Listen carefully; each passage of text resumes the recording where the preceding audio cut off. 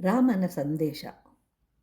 ಮಂತ್ರಿ ಸುಮಂತ್ರನು ಶ್ರೀರಾಮ, ಲಕ್ಷ್ಮಣ ಹಾಗೂ ಸೀತೆಯರನ್ನು ಕಾಡಿನಲ್ಲಿ ಬಿಟ್ಟು ಹಿಂತಿರುಗಿದ ಬಳಿಕ ದಶರಥನು ಸುಮಂತ್ರನನ್ನು ಕುರಿತು ಹೀಗೆ ಹೇಳ್ತಾನೆ.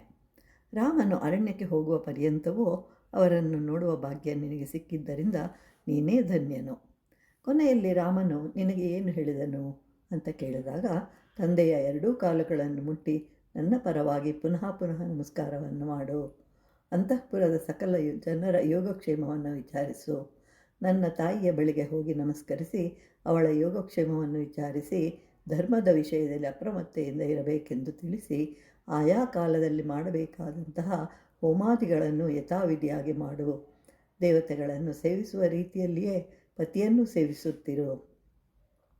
ಶ್ರೇಷ್ಠ ಕುಲದವಳೆಂದು ಪಟ್ಟದ ರಾಣಿ ಎಂಬ ಅಭಿಮಾನವನ್ನು ತೊರೆದು ಬಿಡು. ಸವತಿಯರಲ್ಲಿ ಸಹಬಾಳ್ವೆ ನಡೆಸು. ತಾಯಿ ಕೈಕೇಯಿಯನ್ನು ಹಾಗೂ ತಂದೆಯಾದ ದಶರಥನನ್ನು ಒಂದೇ ವಿಧವಾದ ಮರ್ಯಾದೆಯಿಂದ ಕಾಣಬೇಕು. ಯಾವ ಕಾರಣದಿಂದಲೂ ತಿರಸ್ಕಾರ ಭಾವದಿಂದ ಕಾಣಬಾರದು.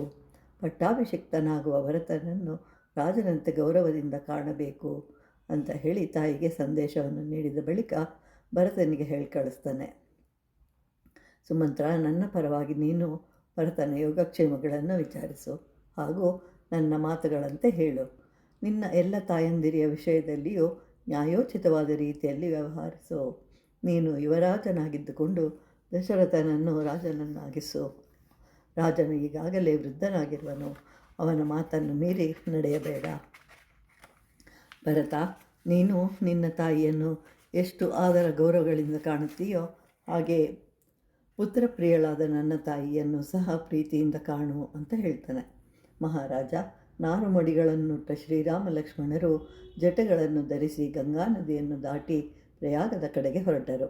ಮುಂದೆ ಲಕ್ಷ್ಮಣನು, ಅವನ ಹಿಂದೆ ಸೀತೆಯು, ಅವಳ ಹಿಂದೆ ರಾಮನು ಹೋಗ್ತಾ ಇದ್ದರು.